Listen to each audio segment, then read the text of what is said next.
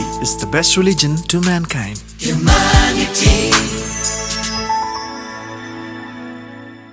ಕಾರ್ಕಳ ಕಲ್ಯ ಗ್ರಾಮದ ಕೈರಬೆಟ್ಟುವಿನ ಹರಿಣಿ ಪೂಜಾರಿ ಅವರ ಮನವಿ ನಮಗೆ ಬಂದಿದೆ.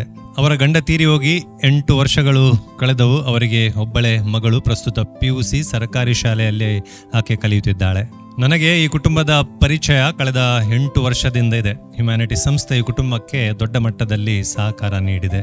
8 ವರ್ಷದ ಹಿಂದೆ ಅವರು ಹ್ಯುಮ್ಯಾನಿಟಿ ಸಂಸ್ಥೆಗೆ ಮೊದಲ ಮನವಿ ಸಲ್ಲಿಸಿದಾಗ ಅವರು ಮನುಷ್ಯರು ಜೀವಿಸಲು ಯೋಗ್ಯವಲ್ಲದ ಒಂದು ಗುಡಿಸಲು ಮಾದರಿ ಮನೆಯಲ್ಲಿ ತನ್ನ ಮಗಳ ಜೊತೆ ಅವರು ವಾಸವಿದ್ದರು.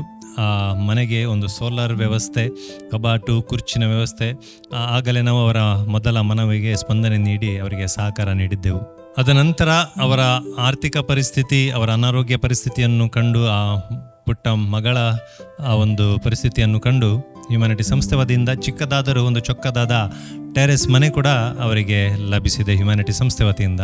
ಇದೇ ಏಪ್ರಿಲ್ 28ಕ್ಕೆ ಆ ಗೃಹ ಪ್ರವೇಶವಾಗಿ 6 ವರ್ಷಗಳು ಕಳೆದವು. ಒಂದು ನೆಮ್ಮದಿಯ ಬದುಕು ತನ್ನ ಮಗಳ ಜೊತೆ ಅವರು ಕಳೆಯುತ್ತಿದ್ದಾರೆ.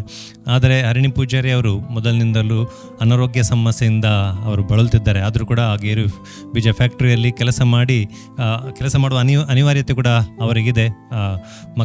ಮಗಳ ಶಿಕ್ಷಣಕ್ಕೆ ಮತ್ತು ಕುಟುಂಬಕ್ಕೆ ಅವರು ಏನಾದರೂ ದುಡಿಯುತ್ತಿದ್ದಾರೆ.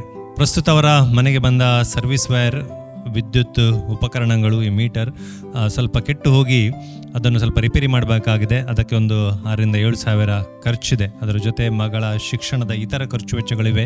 ಮತ್ತು ಅವರು ಅನಾರೋಗ್ಯದಿಂದ ಬಳಲುತ್ತಿದ್ದ ಕಾರಣ ನಿರಂತರವಾಗಿ ಅವರಿಗೆ ಕೂಡ ಮದ್ದಿನ ಖರ್ಚಿದೆ.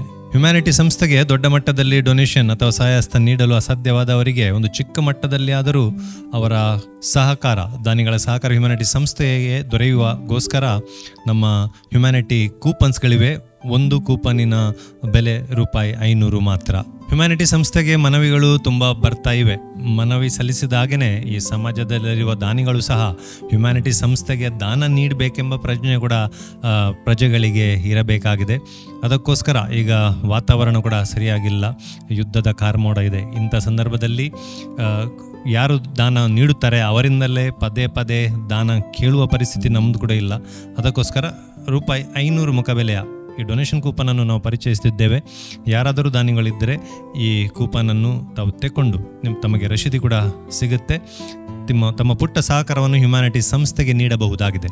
ಮತ್ತು ನೀವು ಒಂದು ಕೂಪನ್ ತೆಕ್ಕೊಂಡಲ್ಲಿ ನಿಮ್ಮ ₹500ಗೆ ಹೆಚ್ಚುವರಿ ₹500 ಸೇರಿಸಿ ನಾವು ಫಲಾನುಭವಿಗಳಿಗೆ ಅದನ್ನು ನೀಡ್ತೇವೆ.